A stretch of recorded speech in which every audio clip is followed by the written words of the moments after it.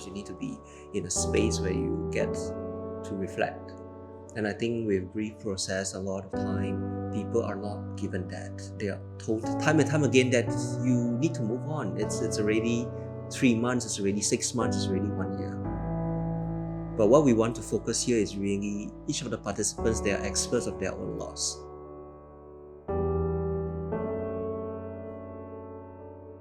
This approach that I've adapted, it's called Aldoande process painting. It is actually a method that is used mainly for art therapy training and also for art therapy supervision.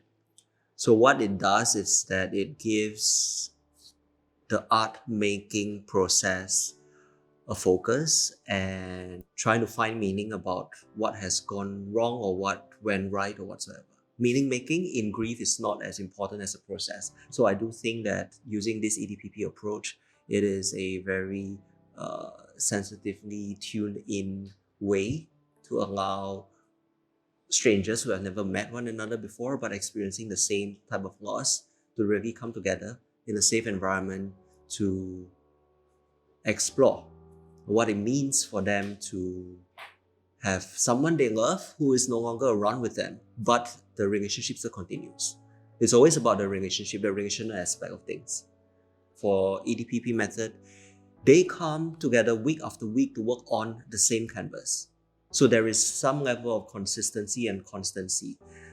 This consistency actually mirrors about who they are in their life and their life experience.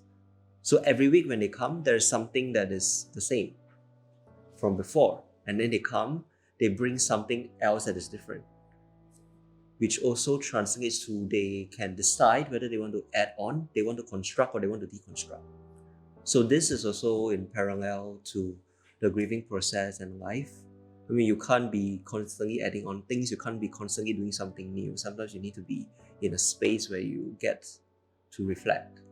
And I think with grief process, a lot of time, people are not given that. They are told time and time again that you need to move on. It's already 3 months, it's already 6 months, it's already 1 year.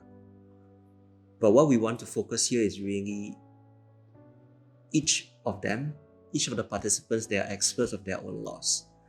So the canvas will differ quite a bit from one another. Their creative process will differ, and that is what we want to honor.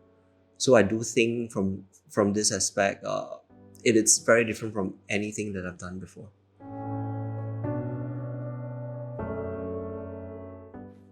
What is taken into consideration through the process? Okay, sense of safety. Sense of safety is important because when you experience a loss, essentially your life is spiraling into chaos. And when we do grief work, consistency is something that I think sometimes is being overlooked. You want a environment that is somewhat controlled because you don't want something unpredictable. Grief normally hits you that way. It's very unpredictable because you don't know when it's going to come back, and it's not going to be like I'm done with grief today and then I've moved on. It's going to come back in different waves. So when that is already something you need to deal with on an everyday basis, what I hope to achieve here in this space is really to give that sense of consistency and safety. So every week they come, the material is the same. Every week they come, the structure of the session is the same. Every week they come, the group is the same. Every week they come, we talk about the same things. What changed is this introduction of a poem, the poem that targets about grief that is related to parental loss, which is also the focus of this group. So I think with that, we have some variations, we have their subjective experience, and with some level of consistency, with the materials that's being provided, with their presence, with them knowing what's going to happen in the session. So that itself, it's how we structure it to be. And then the process itself takes over. Where we go into that 1 hour, solid 1 hour of art making without interruption. They interact with one another, the art will interact with one another. So over time, you can actually see participants' artwork speaking to one another. They have the same things in the artwork. Like, for example, Chinese characters. For example, elements in the poem. People do pick up similar things. And I think that itself also honors the fact that grief is a very shared process. Even though it's very individually experience, but it's a very shared process because it's very human. We will all experience losses, not essentially parental losses at this point in time, but loss of identity, loss of job, loss of relationships. Everything traces back to the same process.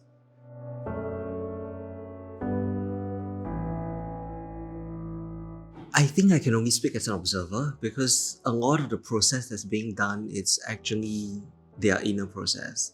I can say that they, at least from my observation, that they do reap certain benefits because a bond kind of form. Like session 7, I realized they actually meet outside for meals before they come here. So to have that, to witness that relationship forming within a group like that, it's very heartening. I mean, it goes beyond just the space. The fact that they are coming together outside of the space itself is actually essentially what we want, right? To allow them to support one another as fellow human beings experiencing losses.